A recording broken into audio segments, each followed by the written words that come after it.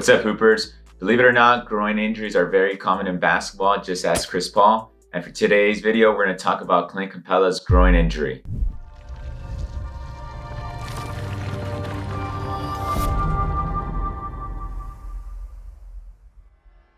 My name is Dr. Marco Lopez, Doctor of Physical Therapy and Certified Strength and Conditioning Specialist and co-founder of the Basketball Doctors. So let's jump into what are groin strains and what we expect for the recovery for Clint Capela.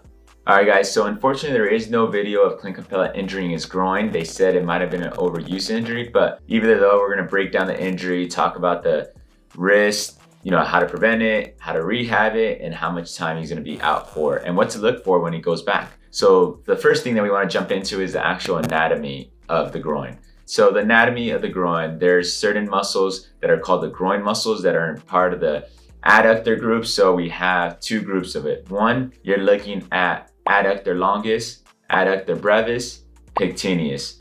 For the second group, you're looking at the adductor magnus and the gracilis. So these muscles are responsible for bringing your leg towards the inside part of your body. So that's why we see the common thing where whenever you want to do a groin exercise, you open up your leg out to the side, then you bring it back in. So those two group muscles complete the whole groin or adductor region. So if you strain any of those muscles, you have your adductor strain. So how do you strain your groin? So first we're gonna go over what a strain is. So a strain is an injury to the muscle. A sprain is an injury to a ligament. So whenever you strain your groin, you're either overstretching it or you overwork it. Those are the two main things. So meaning like if you overstretch it, you're playing basketball, you're moving, and then you reach out really far and you overstretch it, and that's where you feel the pull.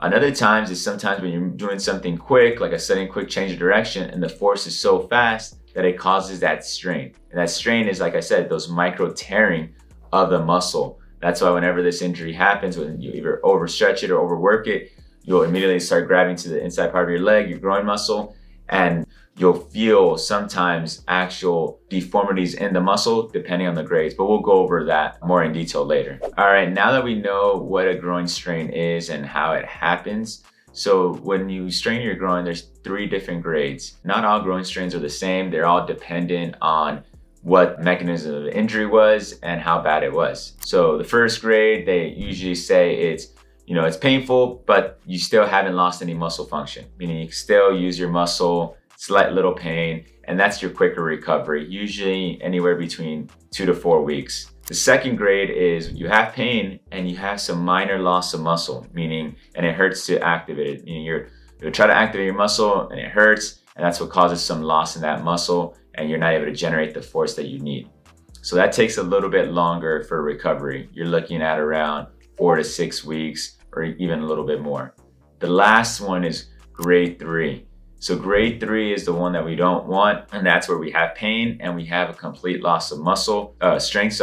So you don't have that ability to generate force. It hurts a lot. And this grade also includes sometimes those avulsion fractures. Very, very rare, but you stretch out so much that it chips off a little bit of the bone and the tendon. So you're looking at grade 3. Worst case scenario, like a full muscle tearing, and then grade 1 is just a little strain. But like I said, every strain is muscle tearing, but it's just this amount of tearing there is. And that grade 3 is a lot of tearing where you're looking at 2-3 months. And with these groin strains, the biggest thing is one, looking at pain, looking at function, muscle function. Are you able to activate it without any pain? That's gonna help dictate the degree of it. And also range of motion. How much range of motion have you lost? And then the fourth one is also getting an MRI and finding out specifically what it is. But normally, for normal individuals, they wouldn't really get an MRI, and it's all based on symptoms based. So that's what we explain, and muscle testing. So now that we talked about the different levels, I know one question you want to ask is, how do I prevent this from happening? So sometimes you can't really prevent those. There's some injuries where your foot slips out of the way, and sometimes you don't have the mobility there and you get overstretched. So to go back onto that, one thing is increasing that flexibility of the groin, but also increasing the strength of that groin. So you don't want to have too much flexibility and no strength, and you get into a position where you do the splits and you can't bring it out and you strain that groin, it gets overloaded, overstretched. But one of the favorite exercises that we like to use is the Copenhagen side plank. And this plank has shown to decrease your risk for groin strains. But that's one of the biggest things. And we'll go into this in a further video, but one of the biggest things is improving your groin strength overall, and also the flexibility, not just stretching it, but getting it stronger. So what are we looking at for Clint Capela's rehab or recovery? Whenever you strain a groin, and his was a little bit chronic injury because there was no mechanism of injury, so maybe it's just overloaded over time, it's gonna be pretty tricky, because the main goals we wanna have whenever we strain our groin is, one, we want to get to the point that we are able to activate it pain-free. So we want to be able to do pain-free activations, meaning you could squeeze, like put a ball between your knees and you'll be able to squeeze and there's no pain. The second one is being able to go through your full range of motion without any significant discomfort. And we want to be careful with that, because early on we don't want to stretch the muscle out, because like I mentioned, when you strain your groin, your muscle's already stretched, slight tearing. So if you stretch out even more, you may cause more harm than good. Once we get the pain-free strength, pain-free range of motion, then we start progressing on a lot of our strengthening muscles, our glutes, our quads, just get overall strength. And then we want to get back into straight line jogging first. Once we get into straight line jogging first, pain-free, then we start going into different directions, side to side, cutting. The biggest thing, like I mentioned, is that defensive slide. And a lot of people have issues with that because they're gonna push off, reach out, and that might give some discomfort. That's why we first work on the first plane of motion, going straight forward. Then we work in side to side, different directions. These injuries are tricky because they have a high risk of restraining. So you wanna make sure you're really strong, really getting back your range of motion, and you work a lot of your movements in rehab before you go onto the court and slowly progress it. That way you avoid that strain. Because I think I read something where strains, normally in the first 2 weeks, you restrain them because people often go back too early. So with the Clint Capela, still early in the season, they don't want to push it too much.